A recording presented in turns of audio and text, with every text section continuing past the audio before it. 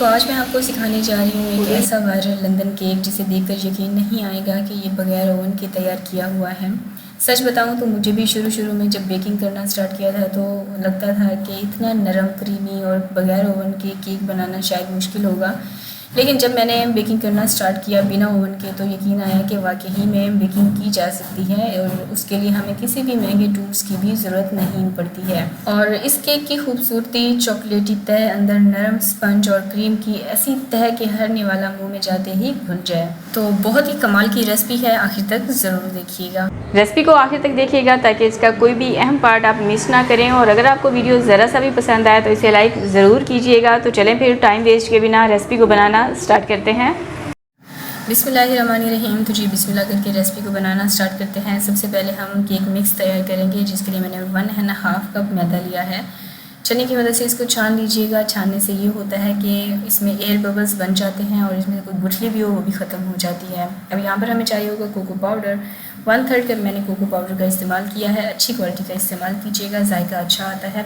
Powder sugar इसमें जाएगा 1 cup. साथ ही इसमें जाएगा बेकिंग पाउडर 1 चाय का चम्मच और बेकिंग सोडा मैंने इसमें इस्तेमाल किया है 1/3 चाय का चम्मच। और साथ ही पिंच ऑफ नमक ऐड कर दीजिएगा। इससे जो केक की मिठास होती है जो गले को लगती है ना, नमक डालने से मीठा गले को नहीं लगता है, तो मीठा जो है ना वो बैलेंस हो जाता है। इसको अच्छे से छान कर इनको मिक्स कर लेंगे। अच्छा, ये केक मिक्स जो है ना, चॉकलेट केक मिक्स इसको कहा जाता है। इसको बनाकर आप 6 से 7 महीने तक के लिए स्टोर भी कर सकती हैं फ्रिज में। केक मिक्स तैयार हो चुका है, इसे मैंने साइड पर रख दिया है। यहाँ पर हमें चाहिए होगा एक केक मोल्ड। इसमें ऑयल अप्लाई करेंगे और साथ ही मेरे पास बटर पेपर रखा हुआ था। मैं बटर पेपर इस तरह से लगा रही हूँ, लेकिन अगर आपके पास बटर पेपर नहीं है तो आप इसकी जगह पर मैदे को भी डस्ट कर सकती हैं। दोबारा से इसके ऊपर ऑयल लगाएंगे ताकि जो केक है वो इसको ज़्यादा चिपके नहीं। तो यहाँ पर हमारा केक मोल्ड तैयार है।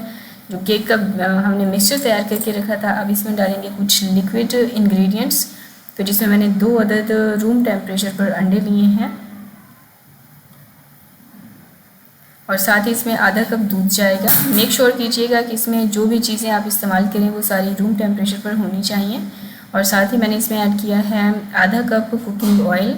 ऑयल का कोई ख़ास फ्लेवर नहीं होना चाहिए, जो सादा कुकिंग के लिए ऑयल इस्तेमाल किया जाता है ना, उसी का आपने इस्तेमाल करना है। और इसी के साथ अंडों की स्मेल को ख़त्म करने के लिए मैंने 1 चाय का चम्मच इसमें वनीला एसेंस का इस्तेमाल किया है। अब इन तमाम चीज़ों को अच्छे से मिक्स कर लेंगे और बैटर की कंसिस्टेंसी आप देख सकते हैं कि ये थोड़ा सा थिक है। अब इसको बैलेंस करने के लिए मैंने यहाँ पर लिया है गर्म पानी और इसमें डालेंगे 1 चाय का चम्मच कॉफ़ी और इसको अच्छे से मिक्स कर लेंगे।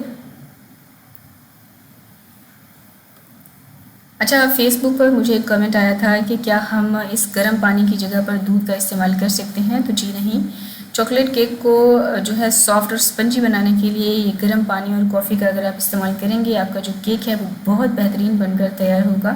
तो ये देखिए, मैंने हर चीज़ को अच्छे से मिक्स कर लिया है और केक का जो बैटर है इसकी कंसिस्टेंसी आप नोट कर सकते हैं कि ये थोड़ी सी रनी है और इसी तरह से आपका बैटर भी होना चाहिए। ये देखिए,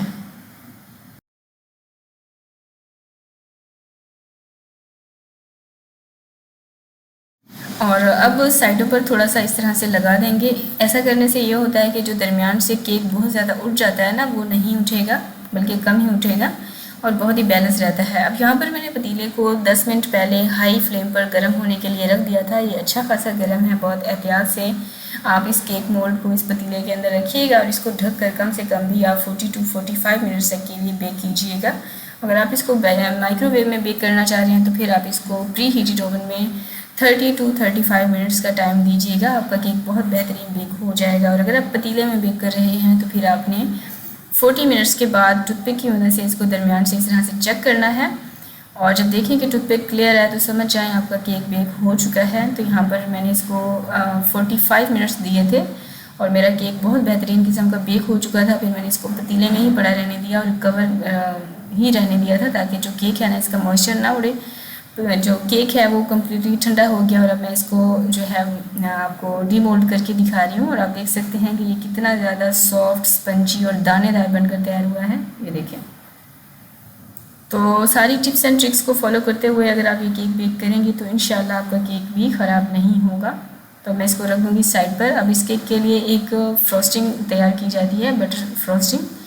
तो इसके लिए हमें चाहिए होगा 50 ग्राम बटर और 1 खाने का चम्मच मैंने इसमें पाउडर शुगर का इस्तेमाल किया था और साथ ही मैंने 200 ग्राम क्रीम का इस्तेमाल किया था, जो मिल्क क्रीम होती है ना, एक पैक मिलता है, उसका इस्तेमाल किया था। इन तमाम चीज़ों को अच्छे से मिक्स करने के बाद इसको माइक्रोवेव कर लीजिएगा 1 मिनट तक के लिए, ताकि ये गर्म हो जाए, या फिर आप डबल बॉयलर मेथड की मदद से भी इसको थोड़ा सा गर्म कर सकती हैं।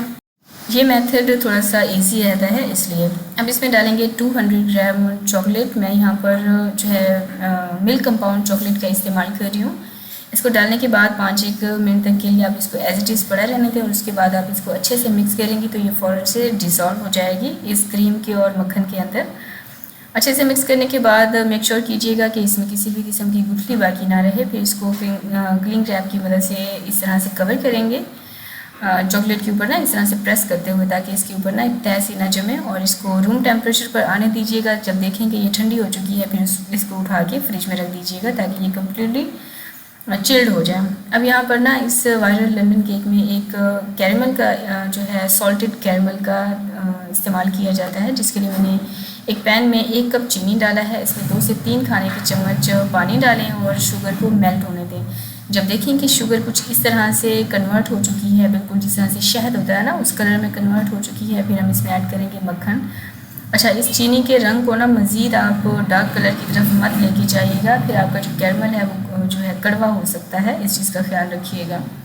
अब यहाँ पर मक्खन इस्तेमाल करेंगे 4 खाने के चम्मच। अच्छा, टोटल रेसिपी में ना मैंने ब्लू बैंड मक्खन का इस्तेमाल किया है, क्योंकि ये पर्सनली मेरा फेवरेट है। आप चाहें तो किसी भी ब्रांड का इस्तेमाल कर सकते हैं। मक्खन डालने के बाद आप इसको अच्छे से मिक्स कर लेंगे और उसके बाद हम इसमें ऐड करेंगे व्हिपिंग क्रीम। 40 ग्राम के जितना मैंने यहाँ पर व्हिपिंग क्रीम ली है। अगर कप में देखें तो 1/3 कप के जितना होगा। इसको अच्छे से मिक्स करेंगे। अगर आपको ज़रूरत महसूस हो तो थोड़ी बहुत मज़ीद भी ऐड कर सकती हैं। बस आपने इस चीज़ का ख्याल रखना है कि आपका जो कैरमल है ये क्रीमी सा आपको महसूस होना चाहिए। तो अच्छे से मिक्स करने के बाद अब इसमें ऐड करेंगे नमक। क्योंकि ये सॉल्टेड कैरमल का इस्तेमाल किया जाता है, इसलिए इसमें मैंने 1/5 टीस्पून के जितना नमक का इस्तेमाल किया है। और इसको अच्छे से मिक्स करने के बाद इस पॉइंट पर मैंने चूल्हे की आंच बिल्कुल बंद कर दी थी। और इसको मिक्स करते हुए अब भी मैं आपको इसका टेक्सचर दिखाऊंगी।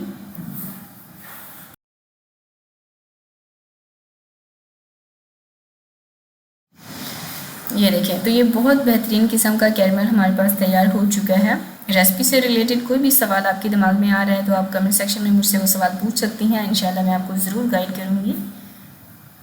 तो यहाँ पर हमारा बहुत बेहतरीन ये कैरमल भी तैयार हो चुका है। इसको साइड पर रखेंगे, रूम टेम्परेचर पर आने देंगे और उसके बाद इसको भी उठा के आप फ्रिज में रख दीजिएगा ताकि ये कम्प्लीटली चिल्ड हो जाए, क्योंकि मौसम काफ़ी गर्म है तो ठंडी ठंडी चीज़ें ही हमें चाहिए। ये देखें, अब ये जो कैरमल है ना ये कम्प्लीटली ठंडा हो चुका था। उसके बाद मैंने इसको फ्रिज में रख दिया था कम से कम भी आधे घंटे तक के लिए।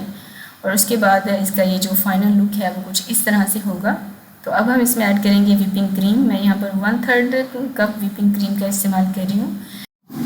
अब हम इसको व्हिप करेंगे इतना कि ये अच्छे से मिक्स हो जाए और अपनी क्वांटिटी से थोड़ा सा डबल ट्रिपल हो जाएगी और इसका कलर भी चेंज हो जाएगा।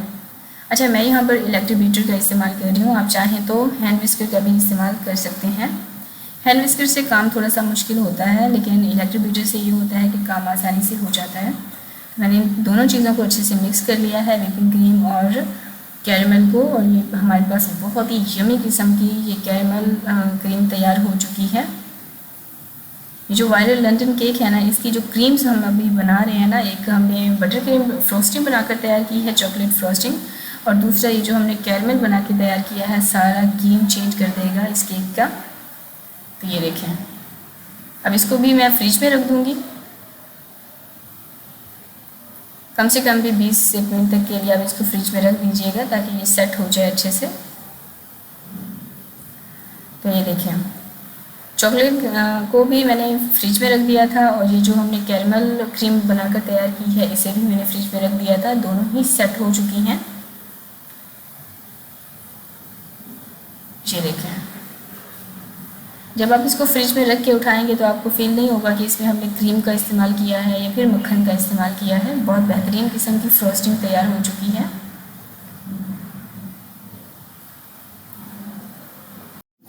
रेसिपी देखते हुए यहाँ तक पहुँच चुके हैं तो यकीनन आपको रेसिपी पसंद आ रही है। वीडियो को लाइक करके और एक प्यारा सा कमेंट कर दें कि आप मुझे किस कंट्री से और किस शहर से देख रहे हैं, ताकि मैं आपका शुक्रिया अदा कर सकूँ, क्योंकि मैं आपकी कमेंट्स पढ़ती हूँ और मुझे पढ़ के अच्छा लगता है कि आप मुझे कहाँ कहाँ से देख रहे हैं।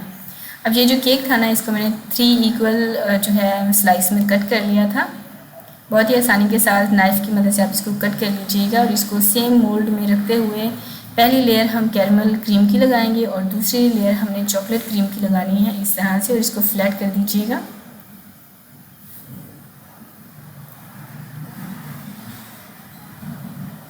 अब केक की दूसरे स्लाइस को इसके ऊपर रखेंगे और सेम मेथड को फॉलो करेंगे।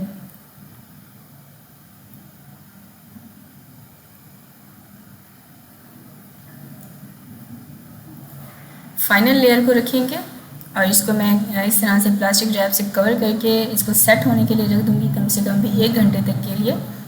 अब यहाँ पर 1 घंटा हो चुका था। 1 घंटे के बाद ना आप देखेंगे कि क्रीम और केक अच्छे से जम चुके होंगे, अपनी शेप पकड़ चुके होंगे। ये देखिए। अब इसकी साइड के ऊपर जितनी भी एक्स्ट्रा क्रीम होगी उसको आप इस तरह से फिनिश कर दीजिएगा, रिमूव कर दीजिएगा और फाइनली आप इसके ऊपर लगाएंगे चॉकलेट गनाश या फिर चॉकलेट फ्रॉस्टिंग आप इसको कह लें, और केक को अच्छे से कवर कर देंगे।